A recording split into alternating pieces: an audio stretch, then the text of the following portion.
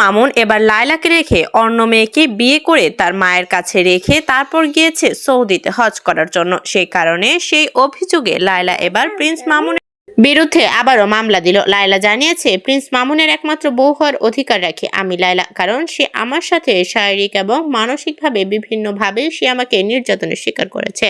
বর্তমান সময়ে লায়লা জানিয়েছে, আমার সাথে এখনো পর্যন্ত তার 5টি মামলা রানিং রয়েছে, একটি মামলাও এখনো পর্যন্ত শেষ হয়নি। সেই অবস্থাতেই প্রিন্স মামুন গিয়েছে হজে এবং হজে গিয়েই মূলত প্রিন্স মামুন জানিয়েছে যে হজে এসেও শান্তি পেলাম না। বর্তমান সময়ে প্রিন্স মামুনের এই কথা শুনে অনেকেই লায়লাকে বিভিন্নভাবে গালাগালি করছে, কারণ লায়লা বর্তমানে এই হজে যাওয়ার পর আবারও মামলার তাগিদ দিয়েছে এবং প্রিন্স মামুনের নামে আবারও 2টি মামলা দায়ের করেছে।